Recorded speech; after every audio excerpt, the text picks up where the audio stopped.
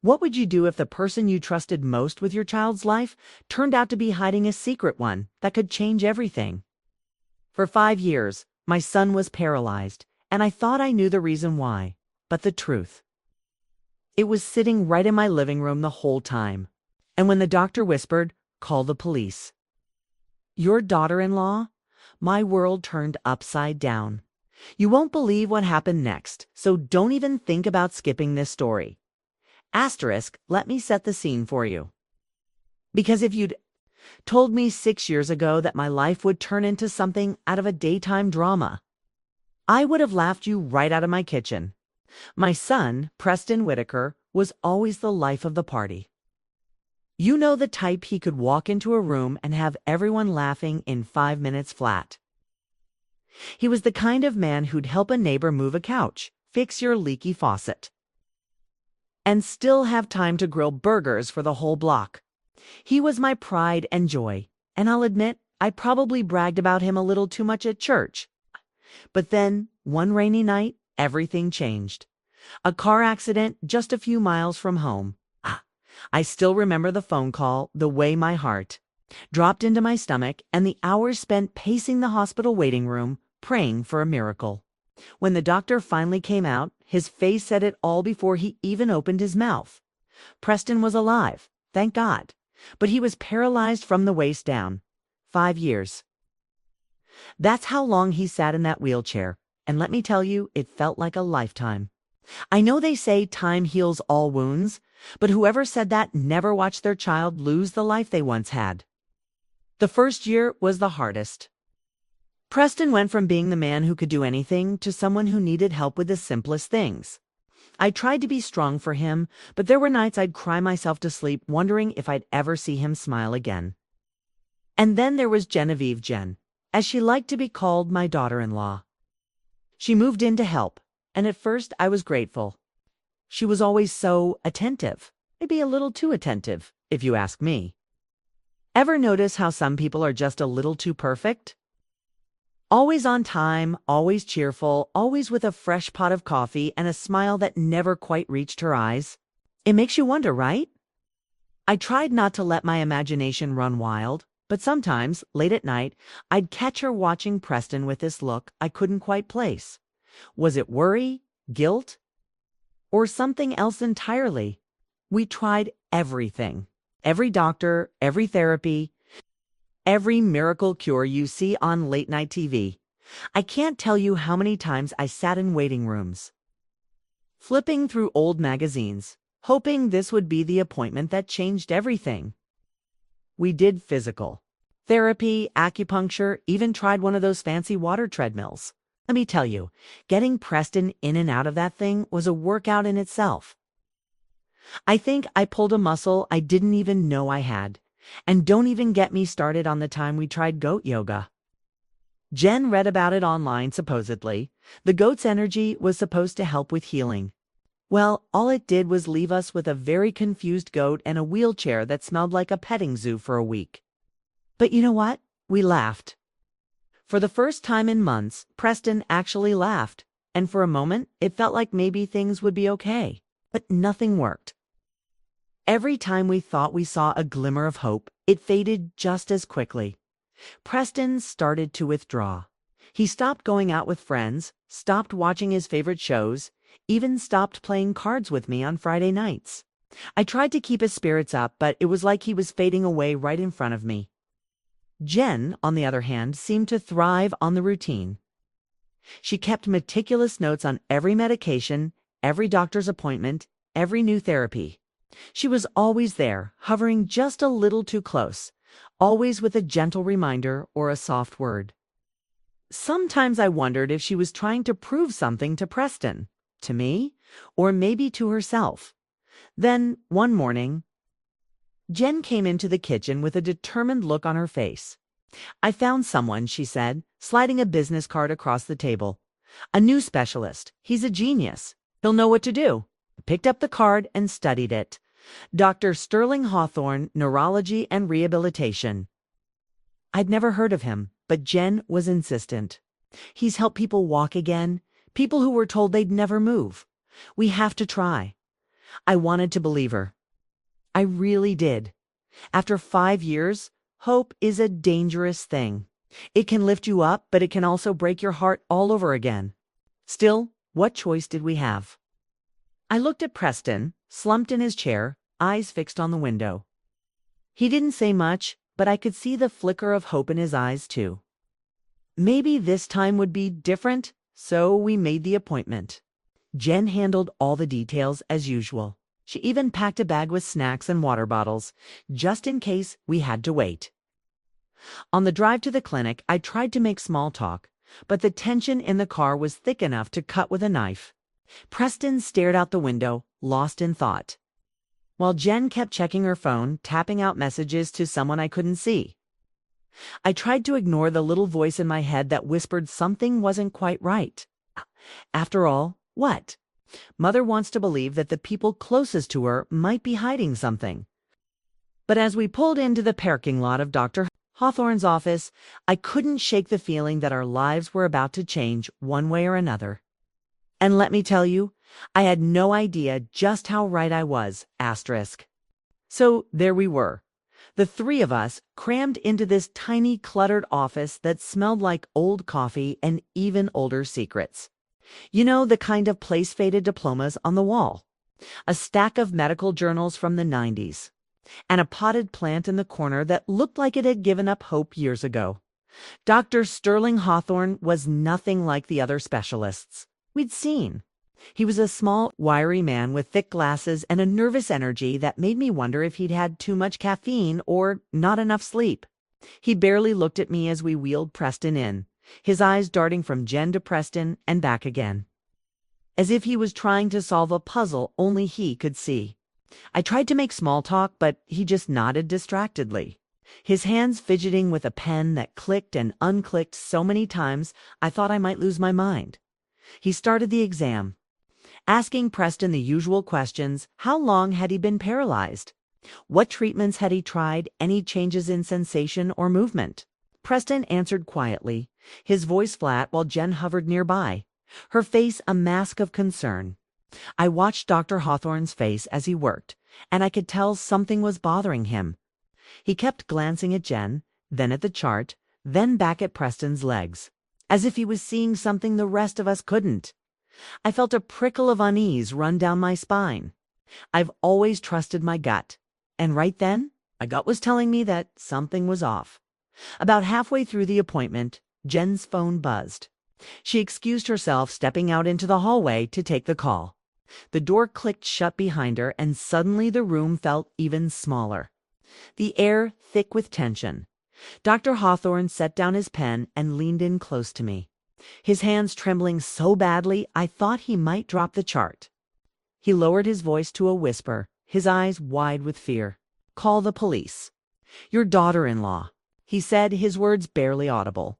His gaze flicked to the door, then back to me, pleading for me to understand. Now, I'm not one to jump to conclusions, but my heart just about stopped right then and there. What did he mean? Was Jen hiding something? Was she dangerous? Or was this just another one of those medical mysteries you see on TV, where the mother-in-law is always the last to know? I felt a cold sweat break out on the back of my neck. My mind raced through every interaction I'd had with Jen over the past 5 years. Had I missed something? Was there a sign I should have seen? I thought about the way she always insisted on handling Preston's medication, the way she kept such meticulous notes, the way she seemed to know exactly what to say to calm him down. Was it all just an act? Before I could ask the doctor to explain, the door swung open and Jen walked back in, her face composed, but her eyes sharp and watchful. She was holding something in her hand, a small amber bottle with a white label. I couldn't see what it was from where I sat, but the look on Dr. Hawthorne's face said it all, pure, unfiltered fear. He straightened up quickly, forcing a smile that didn't reach his eyes. "Ah, Mrs. Whitaker, you're back," he said, his voice a little too bright. "We were just discussing Preston's progress." Jen smiled, but there was a tightness to it that made my stomach twist. "I brought Preston's medication just in case you wanted to see it," she said, holding out the bottle.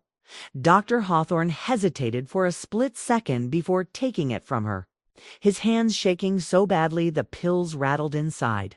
He turned the bottle over, squinting at the label, then glanced at me, his eyes full of warning. I tried to keep my face neutral, but inside my mind was spinning. What was in that bottle?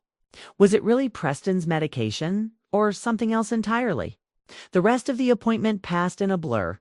Dr. Hawthorne asked a few more questions, but his heart clearly wasn't in it. Jen answered for Preston most of the time, her voice calm and steady, while Preston just stared at the floor, lost in his own world. I kept waiting for the doctor to say something, to give me a sign, but he just kept glancing at the door, as if he was afraid Jen might overhear. When the appointment finally ended, Dr. Hawthorne handed the bottle back to Jen, his fingers lingering on the label for just a moment too long. "I'd like to run some additional tests," he said, his voice strained. "If that's all right with you?" Jen nodded, slipping the bottle back into her purse. "Of course, Doctor, whatever you think is best." She smiled at me, but there was something in her eyes I couldn't quite read. Was it fear, guilt, or just exhaustion from 5 long years of caring for a man who might never walk again? I couldn't tell. As we left the office, I glanced back at Dr. Hawthorne. He met my gaze, his eyes pleading, desperate for me to understand. I nodded, just a tiny movement, but enough to let him know I'd heard him. I didn't know what I was supposed to do next. But I knew one thing for sure, something was very, very wrong. The drive home was silent. Preston stared out the window, lost in thought, while Jen hummed softly to herself, her hands steady on the wheel. I sat in the back seat, my mind racing. What had the doctor seen? What was he so afraid of? And most importantly, what was I supposed to do now? I glanced at Jen in the rearview mirror, searching her face for answers, but she just smiled, calm as ever. I tried to shake off the fear, to tell myself I was overreacting. But Dr. Hawthorne's words echoed in my mind. "Call the police. Your daughter-in-law." I didn't know what the truth was, but I knew I had to find out before it was too late. Asterisk, asterisk. Now, I know what you're probably thinking. Did I run for the door? Did I confront Jen right then and there, like some heroine in a crime show? Oh, I wish I could say I did. But let's be honest, after 50-some years on this earth, I've learned that sometimes the best thing you can do is keep your mouth shut and your ears open. So I did what any self-respecting woman would do. I pretended to look for my glasses, which, let's face it, are always either on my head or hanging from that little chain around my neck. And I eavesdropped like my life depended on it. I shuffled around in my purse, making a show of searching, but my eyes were glued to the scene unfolding in front of me. Jen, with her ever-sweet voice, handed the doctor a small amber bottle. "You forgot to give Preston his medication," she said, her tone dripping with concern. If I didn't know better, I'd have thought she was auditioning for an award. But Dr. Hawthorne's hands were shaking so badly, he nearly dropped the bottle. He took a deep breath, trying to steady himself, and glanced at me with a look that sent a chill right down my spine. I could see the wheels turning in his head, and I knew he was about to say something important, something that might change everything. "Mrs. Whitaker," he said, his voice barely above a whisper. "May I speak with you privately?" The room went silent. Jen's eyes narrowed, and for a split second I saw a flash of something cold and calculating in her expression. "Is there a problem?" she asked, her voice still sweet, but her words sharp as a knife. The tension in the room was so thick you could have cut it with a butter knife. I tried to play it cool, giving her my best concerned mother-in-law look. But inside, my heart was pounding like a drum. Dr. Hawthorne hesitated, glancing between Jen and me, clearly torn. Finally, he seemed to make up his mind. He cleared his throat and, with a shaky hand, held up the bottle. "This medication. It's not for paralysis," he said, his words tumbling out in a rush. "It's a muscle relaxant. If he's been taking this for years, it could actually cause muscle weakness." For a moment, the world seemed to stop. I stared at the bottle, then at Jen, then back at the doctor, trying to make sense of what I was hearing. Was it possible? Had Jen been giving Preston the wrong medication all this time? Or dare I even think it's on purpose? My mind raced back over the past 5 years. All those times Jen insisted on handling Preston's pills. All those careful notes she kept, the way she always seemed to know exactly when he needed his next dose. I remembered the way she'd look at me if I ever tried to help, that tight little smile that never quite reached her eyes. Had I missed the signs? Had I been so desperate for help that I'd ignored my own instincts? I felt a wave of guilt wash over me, heavy and suffocating. I wanted to scream, to demand answers, but I forced myself to stay calm. I needed to hear the rest. Jen, for her part, didn't miss a beat. She stepped forward, her face the picture of innocence. "Doctor, I've been giving Preston exactly what his previous physician prescribed. I have all the records at home. If there's been a mistake, it's not my fault." Her voice was steady, but I could see the tension in her jaw, the way her fingers tightened around her purse. Dr. Hawthorne nodded, but I could tell he wasn't convinced.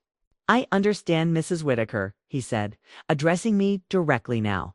"But I'd like to review Preston's full medical history and see the prescriptions he's been taking. Would you be able to bring them in?" I nodded, my mind still reeling. "Of course," I managed to say, though my voice sounded far away, like it belonged to someone else. Jen shot me a look, her eyes hard. "I'll get everything together," she said, her tone clipped. The doctor gave us both a tight smile, but I could see the worry etched deep into his face. As we left the office, I felt like I was walking through a fog. Preston was quiet, as usual, but I could see the confusion in his eyes. He trusted Genhai, trusted both of us, and now I was starting to wonder if that trust had been misplaced. The car ride home was tense. Jen drove in silence, her knuckles white on the steering wheel. I sat in the back, clutching my purse like a lifeline, my mind spinning with questions. Had Jen really made a mistake? Or was there something more sinister going on? Why hadn't any of the other doctors caught this before? And most importantly, what was I supposed to do now? I glanced at Preston in the rearview mirror, his face pale and drawn. He looked so tired, so defeated, and my heart broke all over again. That night, I couldn't sleep. I lay awake staring at the ceiling, replaying the day's events over and over in my mind. I thought about calling the police, about confronting Jen, about demanding answers. But every time I worked up the nerve, I remembered the look in her eyes, the cold, calculating glint that told me she wasn't going to give up her secrets easily. I knew I had to be careful. I had to protect Preston no matter what. So I made a plan. First thing in the morning, I'd gather every prescription, every doctor's note, every scrap of paper I could find. I'd take it all to Dr. Hawthorne and let him sort through the mess. And if it turned out that Jen had been giving Preston the wrong medication, whether by accident or on purpose side, make sure the truth came out. Because if there's one thing I've learned in all my years, it's that a mother's love is stronger than any secret. And I wasn't about to let my son suffer one day longer. Asterisk.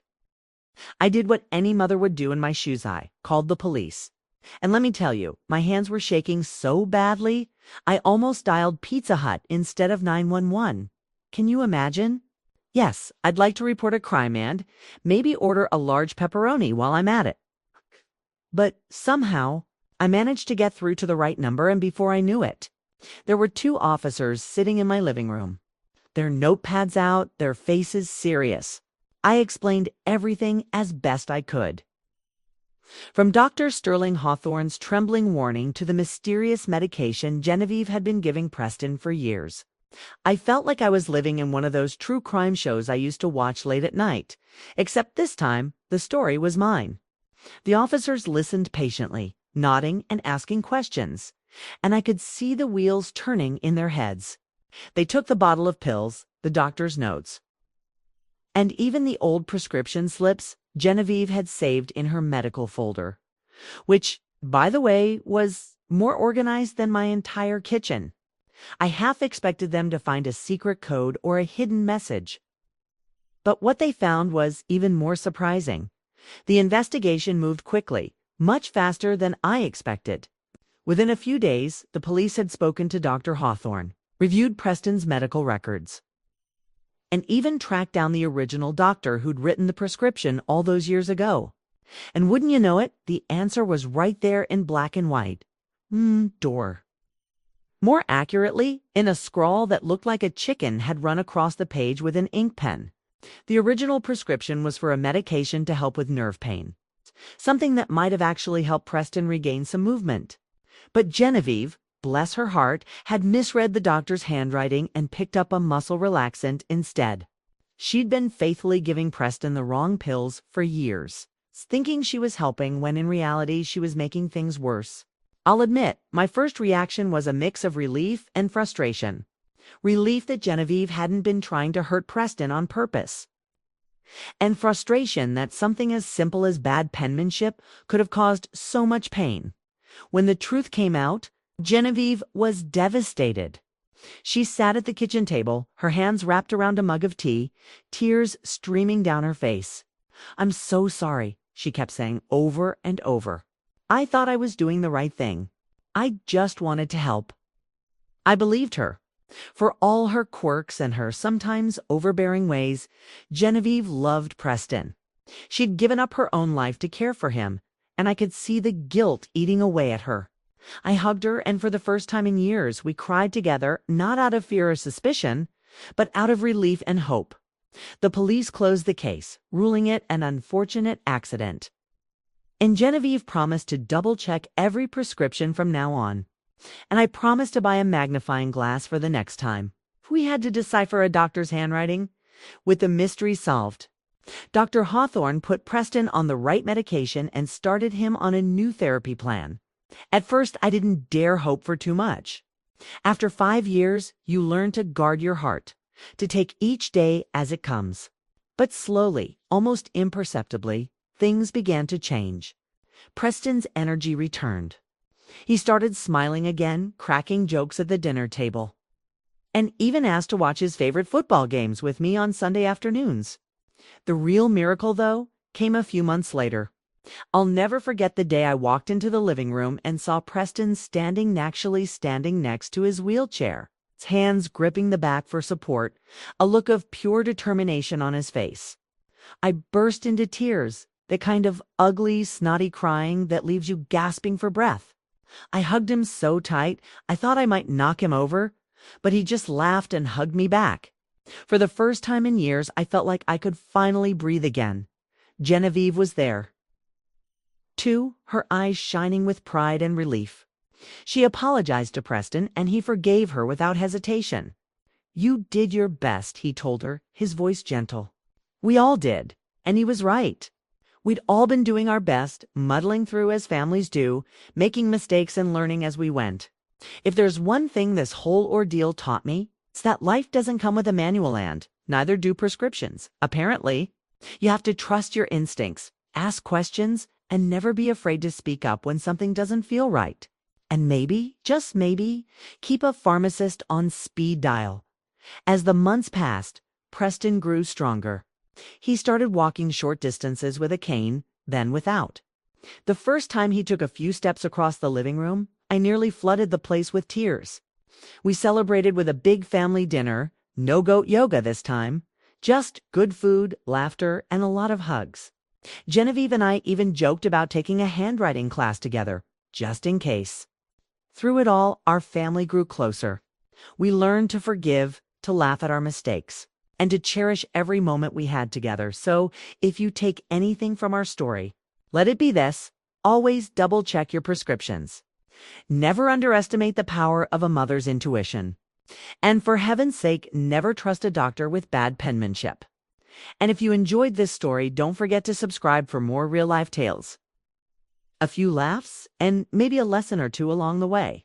Because if there's one thing I know for sure, it's that life after 50 is just getting interesting, and you won't want to miss a minute of it. Asterisk.